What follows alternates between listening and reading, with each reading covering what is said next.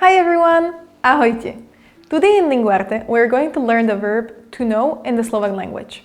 You can find the link in the description to download the document with this lesson and practices. Let's start!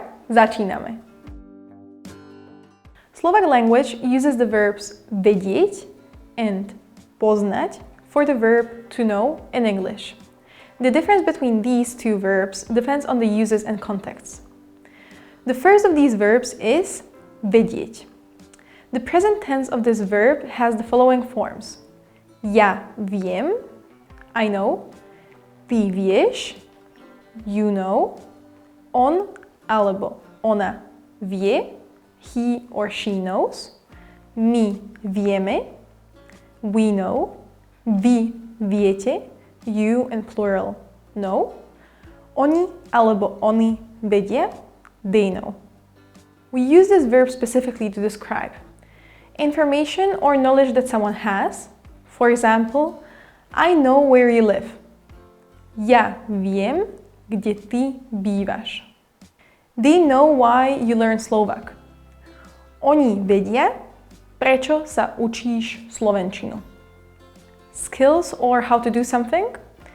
He knows how to speak Slovak. On vie rozprávať po slovensky. We know how to ski. Vieme lyžovať. The uses of the verb vedieť indicate the degree of understanding or expertise. The second verb is poznať, and its present tense forms are ja poznám, I know. Ty poznáš, you know. On alebo ona pozná, he or she knows. My poznáme, we know. Vy poznáte, you in plural know. Oni alebo oni poznajú, they know. This verb is used to describe places. I know Slovakia. Poznám Slovensko. You too know many countries. Poznáte veľa krajín. People. I know your friend. Poznám tvoju priateľku. They know the president. Poznajú prezidenta. Things. She knows the brand Nike. Ona pozná značku Nike. Do you know the medicine Paralen? Poznáš liek Paralen?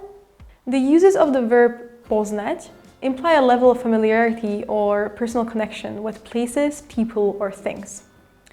Let's use both these verbs together to understand better the difference. I know who is Nina because I know her too. Viem, kto je Nina, pretože aj ja ju poznám. In the first verb of the sentence, we use the verb vedieť because we are describing information. The second verb is poznať because we are talking about people we are familiar with. Now it's your turn to practice. Try choosing the right verb in these sentences.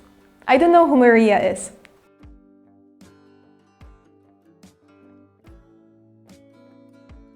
Neviem, to je Mária. They know these songs well.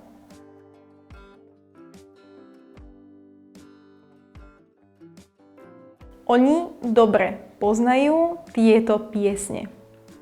She knows that you know this place.